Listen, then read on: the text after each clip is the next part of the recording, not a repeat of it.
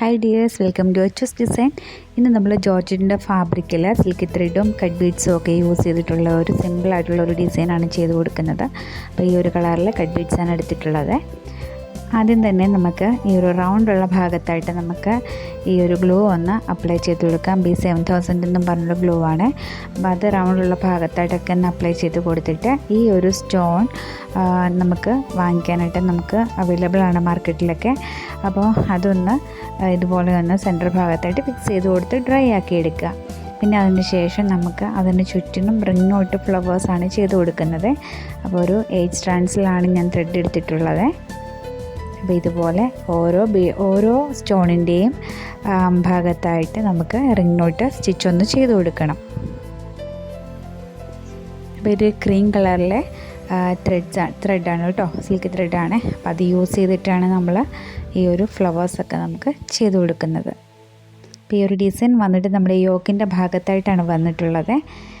Centre ഭാഗത്ത് നമ്മൾ stitch ചെയ്യുന്ന സമയത്ത് സെൻറ്റർ ഭാഗം കട്ട് ചെയ്തിട്ട് ആണ് ഞാൻ ഈ ഒരു ഡിസൈൻ ചെയ്തിട്ടുള്ളത്. അപ്പോൾ അതിൻ്റെ ഒരു യോക്കിൻ്റെ താഴെയായിട്ട് യോക്കിൻ്റെ ഭാഗത്തായിട്ടാണ് നമുക്ക് ഈ ഒരു ഡിസൈൻ വരുന്നത്. 2 സൈഡിലായിട്ടാണ് നമുക്ക് ഈ ഒരു ഡിസൈൻ കിട്ടുന്നത് കേട്ടോ. ഇതുപോലെ 2 ടൈംസ് നീഡിലൊന്ന് ത്രെഡ് റൊട്ടേറ്റ് ചെയ്ത് കൊടുത്തിട്ട് പതിയെ താഴേക്കൊന്ന് വലിച്ചു കൊടുക്കുക. എങ്കിൽ നമുക്ക് റിങ്ങോട്ട് നമുക്ക് നന്നായിട്ട് കിട്ടത്തുള്ളൂ.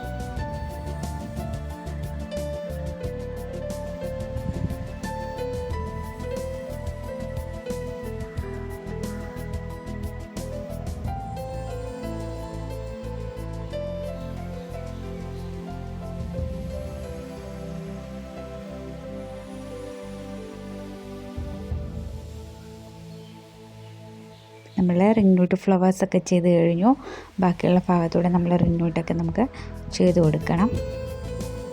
ഇനി അതിന് ശേഷം നമുക്ക് ചെയ്യേണ്ട കാര്യം എന്ന് വെച്ച് കഴിഞ്ഞാൽ നമ്മുടെ സ്റ്റെമ്മാണ് ചെയ്ത് കൊടുക്കുന്നത്. സ്റ്റെം ചെയ്യാനായിട്ട് ഞാൻ ബാക്ക് സ്റ്റിച്ചാണ് യൂസ് ചെയ്യുന്നത് കേട്ടോ. അപ്പോൾ അതൊരു ബ്ലൂ കളറിലെ ത്രെഡ് ഞാൻ ആദ്യം കാണിച്ചല്ലോ. അപ്പോൾ ആ ഒരു ത്രെഡ് യൂസ് ചെയ്തിട്ടാണ് ഞാൻ ബാക്ക് സ്റ്റിച്ച് ചെയ്ത് കൊടുക്കുന്നത്. അപ്പോൾ സ്റ്റെമ്മുള്ള ഭാഗത്തൊക്കെ നമുക്ക് ബാക്ക് സ്റ്റിച്ച് ചെയ്ത് കൊടുക്കണേ. വളരെ സിമ്പിളായിട്ട് ചെയ്യാൻ പറ്റിയ ഒരു ഡിസൈനാണിത് കേട്ടോ.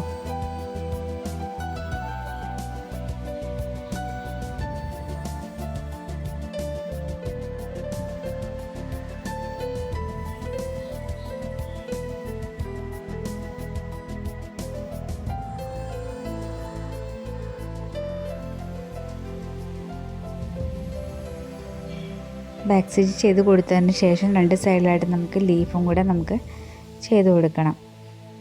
അപ്പോൾ ഇതുപോലെ ബാക്കിയുള്ള സ്റ്റെമ്മിൻ്റെ ഭാഗത്തായിട്ടും കൂടെ നമുക്കൊന്ന് ബാക്ക് സ്റ്റിച്ചൊന്ന് ചെയ്ത് കൊടുക്കാം. ഇനി നമ്മൾ 2 സൈഡിലേക്ക് സ്ട്രെയിറ്റ് സ്റ്റിച്ചാണ് ചെയ്ത് കൊടുക്കുന്നത് കേട്ടോ.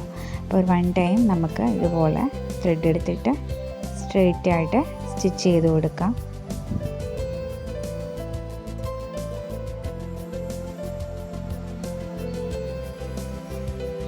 കുറച്ചൊരു ഗ്യാപ്പൊക്കെ വരുന്നത് നമുക്ക് ഒരുപാട് തിക്കായിട്ടുള്ള വർക്കൊന്നും അല്ല ചെയ്ത് കൊടുത്തിരിക്കുന്നത്. വളരെ എളുപ്പത്തിൽ നമുക്ക് ചെയ്യാൻ പറ്റിയൊരു ഡിസൈനും കൂടിയാണിത് കേട്ടോ.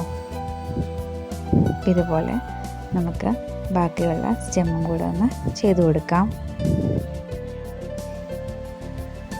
ഇനി നമ്മൾ ചെയ്യുന്നതെന്ന് വെച്ച് കഴിഞ്ഞാൽ നമ്മളിത് അകത്ത് ബീഡ്സ് ഫിക്സ് ചെയ്ത് കൊടുക്കുക ചെയ്യുന്നത്. അപ്പം ഞാൻ ഈ ചെയ്ത ഭാഗം ഒരു ബോക്സ് പോലെ ആക്കിയിട്ടുണ്ട് കേട്ടോ. അത് ഞാൻ ചെയിൻ സ്റ്റിച്ചാണ് യൂസ് ചെയ്തിട്ടുള്ളത്.